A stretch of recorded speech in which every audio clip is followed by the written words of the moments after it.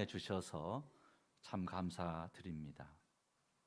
오늘은 예레미야서 1장 4절에서 10절의 말씀으로 예레미야의 소명, 이런 제목으로 은혜를 나누고자 합니다. 미국의 루즈벨트 대통령이 있었죠. 미국 대공황으로 큰 위기가 있을 때 대통령을 했습니다. 그러나 그 대공황의 위기를 잘 극복하고 미국을 새로운 나라로 이끌면서 세계인들이 아메리칸 드림을 가지고 이렇게 미국을 향하게 했던 그런 큰 인물이었죠. 그는 안경을 썼고요. 철제 안경집을 항상 양복 안주머니에 담고 다녔답니다. 좀 번거롭고 볼로간이 붉어져서 꺼내버릴까 하다가도 안경을 보호하려고 담고 다녔다고 합니다. 그러던 어느 날 암살범의 총격으로 쓰러졌는데 모두가 다 이제 죽었겠다 하고 염려했는데 병원에 실려갔는데 구사일생으로 그 총알이 철제 안경집에 박혔답니다. 그래서 살았어요. 우리에게 뭔가 생각하게 하는 점이 있습니다. 때로 번거롭기도 하고 좀 무거운 짐처럼 여겨지기도 하고 그런 것들이 있는데 그게 신앙생활할 때 소명 이야기 아닌가 싶어요. 뭔가 소명받았다, 우리 소명자다, 이런 말이 짐스럽고 부담을 주거든요. 그렇지만 그 번거롭고 때로 무거운 짐같이 여겨지는 그런 소명, 이런 말씀들이 우리 신앙을 새롭게 하고 우리의 생명을 구하고 우리를 복되게 하는 말씀이 또 되는 줄로 믿습니다. 신앙생활은 항상 달콤한 사탕 같은 위로의 말씀만이 좋은 게 아니고 때로는 쓴 약과 같은 말씀, 내 귀에는 쓰게 들려도 우리 신앙에는 유익할 줄로 믿습니다. 오늘 예레미야 이야기입니다. 유다 왕국이 멸망당하기 약 40년 전부터 활동했던 선지자였고 나라가 멸망하는 때까지 열심히 주의 일을 했던 사역자가 바로 예레미야였습니다. 그는 백성들의 죄를 보면서 울었고 나라의 파멸을 보면서 통곡했습니다. 그래서 사람들은 예레미야를 눈물의 선지자라 이렇게 부릅니다. 예레미야가 흘린 눈물은 단순하게 슬픔의 눈물만은 아니었습니다. 하나님의 마음을 품은 눈물이고 하나님 떠난 백성들을 향한 사랑의 눈물이었다고 하겠습니다. 예레미야는 사람들이 좋아할 만한 말을 전하지를 못했습니다. 회개하라, 우상을 버려라, 하나님께로 돌아와라, 심판이 가까이 왔다, 이런 말씀만 하니 가는 곳마다 그렇게 환영받을 리가 없었습니다. 매를 맞고 조롱을 당하고 옥에 갇히고 수없는 굶주림을 겪었습니다. 그러나 예레미야는 끝까지 하나님의 말씀을 포기하지 않았습니다. 오늘날도 마찬가지입니다. 세상 듣기 좋은 말은 다 좋아하지요. 그러나 회개하라 이런 말씀은 싫어합니다. 십자가를 지라 하는 말씀은 부담스럽게 여깁니다. 하나님께로 돌아오라 이런 예침은 외면합니다. 그러나 하나님의 사람은 세상의 칭찬과 박수보다도 하나님의 음성을 더 중요하게 소중하게 여겨야 할 줄로 믿습니다. 성도 여러분, 예레미야 시대의 가장 큰 무서운 위기는 무엇이겠습니까? 나라를 침략해 오는 바벨론의 무서운 군대이겠습니까? 사실 진짜 문제는 내면에서부터 오는 거죠. 백성들의 영적 상태였습니다. 영적인 무감각이 큰 문제였던 거죠. 성전은 있었고 예배도 드려졌지만 하나님은 그곳에 계시지 않았습니다. 제사를 드렸지만 회개는 없었고 종교는 가졌지만 믿음은 잃어버렸습니다. 어떤 과학 실험실에서 이런 연구를 했다고 하죠. 뜨거운 물에 개구리를 넣었더니 깜짝 놀라서 뛰쳐나오더랍니다. 그런데 찬물에 넣고 서서히 온도를 올려서 뜨겁게 했더니 그만 뜨거운 물에 그대로 죽으면서도 나오지를 않더랍니다. 중요한 것은 이런 과학 실험 여부가 어떻다 이런 이야기보다도 우리에게 준 영적 교훈인 거죠. 죄의 문제도 그렇다는 것입니다. 조금씩 타협하고요. 조금씩 기도가 멀어져 가고요. 점점 예배가 가벼워지고요. 말씀에서 조금씩 멀어집니다. 그러다 어느 날 하나님과 내 사이가 너무 멀어져 있는 것을 발견하게 되는 거죠. 한국 교회도 이 말씀 앞에 돌아봐야 할 것입니다. 한때는 예배를 위한 일이라면 주일 예배를 위해서 모든 일정을 다 뒤로 하고 조정했습니다. 새벽 기도는 뜨거웠습니다. 말씀을 사모했고 전도에 열심도 다 있었습니다. 그런데 지금은 어떻습니까? 세상 일에는 바쁩니다. 신앙은 점점 뒷전으로 밀려가고 후순위가 됩니다. 하나님보다 스마트폰이, 뉴스가, 취미에 더 많은 시간을 사용하게 됩니다. 예수님께서는 말씀의 특징의 하나를 사랑에 식는 것이라고 했습니다. 하나님을 향한 사랑에 식는 것이고 이웃을 향한 사랑에 식어가는 것입니다. 성도 여러분, 우리가 두려워해야 할 것은 경제 위기만이 아니고 건강 문제만이 아닙니다. 가장 두려워해야 할 일은 하나님을 향한 영적인 감각이 무뎌지는 것. 우리는 이것을 두려워해야 될 줄로 믿습니다. 그래, 우리는 이 시간 마음으로 기도해야 합니다. 주님, 내 영혼을 깨워 주시옵소서. 우리 이런 기도해야 합니다. 우리 한번 같이 고백합시다. 주님, 내 영혼을 깨워 주옵소서. 우리 본문의 5절의 상반절만 같이 봉독하겠습니다. 내가 너를 모태에 짓기 전에 너를 알았고 내가 배에서 나오기 전에 너를 성별하였고. 아멘. 놀라운 말씀이죠. 에레미야가 하나님을 먼저 찾은 것이 아닙니다. 하나님께서 먼저 에레미야를 아셨고 에레미야를 찾아오셨습니다. 에레미야가 하나님을 선택한 것이 아니고 하나님께서 먼저 에레미야를 선택하셨습니다. 여기서 알았다라는 그 단어의 의미는 단순한 지식이 아니고 사랑으로 알고 관계 가운데 알고 목적을 가지고 알고 계셨다, 그런 뜻입니다. 사도 바울도 에베소서 1장 4절에서 그 창세 전에 그리스도 안에서 우리를 택하사, 하나님께서 우리를 자녀 삼으신 것은 창세 전부터 이미 택하셨다라는 놀라운 말씀입니다. 우리가 예수를 믿고 이렇게 주일날 교회에 나와서 이렇게 예배 드리는 것 우연이 아니라는 것입니다. 어떤 분은 부모님을 통해서 신앙생활을 시작하신 분도 계실 것이고, 어떤 분은 질병 가운데 하나님 만난 분도 계실 것입니다. 어떤 분은 사업 실패를 통해서 통곡하면서 하나님 만난 분도 계실 것입니다. 어떤 분은 친구의 권유로 교회에 나오신 분도 계실 것입니다. 방법은 다 다릅니다. 이곳에 나오기까지 모양은 다 다를 수 있습니다. 그러나 공통점은 하나라는 거죠. 하나님이 먼저 우리를 아시고 택하시고 사랑해 주셨다라는 사실입니다. 이 말씀이 에베소서 2장 8절의 말씀입니다. 에베소서 2장 8절 같이 봉독합시다. 너희는 그 은혜에 의하여 믿음으로 말미암아 구원을 받았으니 이것은 너희에게서 난 것이 아니요 하나님의 선물이라. 아멘. 오늘 우리가 이 자리에 앉아서 예배하는 거 하나님의 은혜인 줄로 믿습니다. 주일 아침에 모든 일을 다 뒤로 하고 주님 앞에 나와 예배하는 것 하나님의 은혜인 줄로 믿습니다. 교회를 사랑하는 마음을 주시고 말씀을 사모하는 마음도 주시고 이런 모든 것 다 주의 은혜인 줄로 믿습니다.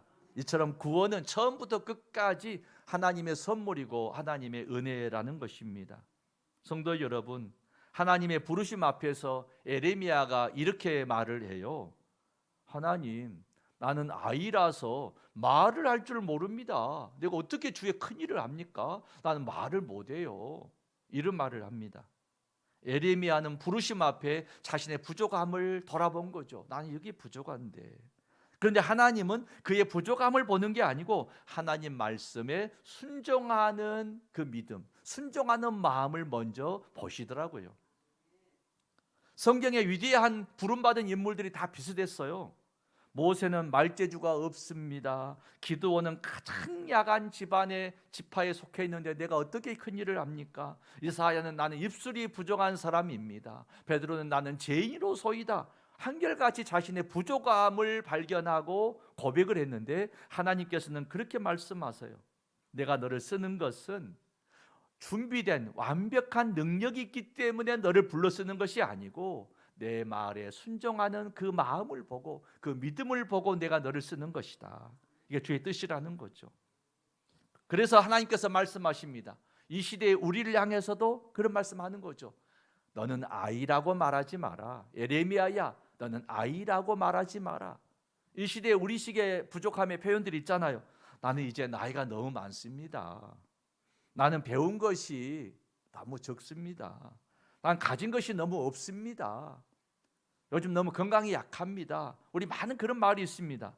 그런데 하나님께서는 말씀하십니다. 내가 너와 함께 하리라. 너는 순종만 하면 된다. 하나님 말씀에 부름 앞에 순종하는 저나 여러분 되시기를 주의 이름으로 축원합니다. 하나님께서는 능력을 완벽하게 갖춘 사람을 쓰는 게 아니고 말씀에 순종하는 사람을 쓰신다는 사실입니다. 에레미야 1장 1절에 보니까 사실 에레미야는 어느 집안 출신인가 보니까 제사장 hil기야의 아들이었다라고 말씀합니다. 한마디로 에레미야는 경건한 가정에서 태어나서 성장한 사람이었습니다. 물론 모든 종이 보면 다 경건한 집안에서 성장한 것은 아닙니다. 그러나 성경에 보면 수많은 믿음의 인물들 배경에는 경건한 가정이 있었습니다. 위대한 사무엘 선지자 배경에는 한나라는 믿음의 어머니가 있었고요. 디모데라는 주의 종의 뒷 배경에는 에조모 로이스와 어머니 유니게의 순전한 믿음의 사람들이 있었습니다. 세례 요한 뒤에는 제사장 사가랴와 엘리사벳 부모가 있었습니다. 믿음의 사람 뒤엔 늘 이렇게 기도하는 사람, 경건한 사람이 있었던 거죠. 성도 여러분, 가정은 교회보다 먼저 세워진 하나님의 기관입니다. 가정이 무너지면 교회도 약해지기 마련입니다. 그래서 우리는 자녀들에게 좋은 학교 보내는 것에만, 그런 일에만 준비하지 마시고 좋은 믿음을 물려주는데 힘을 써야 할 줄로 믿습니다. 가정에서요, 찬송이 다시 나와야 돼요. 기도 소리가 들려야 합니다. 부모는 항상 성경을 가까이 하고 하나님 사랑하는 모습을 자녀들에게 보여줘야 합니다. 경건의 모습을 보여주면 자녀들이 언젠가 그 모습을 따라하고 있더라고요. 우리의 자녀들이 의사가 되고 교수가 되고 사업가가 되고 세상에 유명한 인물이 되는 것도 귀하지만 하나님을 경외하는 사람이 되는 거, 이게 가장 중요할 줄로 믿습니다. 여러분의 자녀들이 세상에서 크게 쓰임받기를 바랍니다. 그러나 그 모두의 중심에는 여호와를 경외하는 자녀가 되도록 힘쓰자는 거죠. 오늘 우리의 기도가 있어야 내일의 에레미야가 세워지지 않겠습니까? 오늘 우리의 경건한 가정이 교회의 내일이 되고 교회의 기둥이 되는 인물들이 나오게 될 줄로 믿습니다. 성도 여러분, 이런 위대한 에레미야도 처음부터 큰 인물은 아니더라고요. 작은 마을 동네에 이름 없는 한 청년이었을 뿐입니다. 예레미야는 성경에 보니까 베냐민 지파의 작은 마을 아나도 출신이라 이렇게 기록되어 있습니다. 이름 없는 시골 청년이었습니다. 그런데 하나님을 만나니까, 이름 없는 작은 마을의 청년의 마음속에 하나님이 확 들어오시니까, 하나님을 만나게 되니까 인생이 완전히 달라져 버립니다. 한 집안의 아들에서 민족을 위한 사람이 되고요, 한 마을 청년이 열방을 향한 선지자가 되어 버립니다. 세계적 일꾼이 되는 거죠. 이처럼 하나님을 만나면 인생의 규모가 달라져요. 지경이 넓혀지리라는 말씀처럼 인생의 규모가 달라져 버리는 것입니다. 생각이 달라지고 사명이 달라지고 삶의 목적이 달라집니다. 먹고 사는 것에만 매달려 사는, 그게 인생의 존재 목적은 아니죠. 하나님 나라를 위해 우리는 부름받은 줄로 믿습니다. 그렇기 때문에 우리의 직장도 사명지이고 가정도 사명지이고 학교도 사명지고 우리의 모든 삶의 자리들이 부름받은 소명의 사명자의 자리라는 것입니다.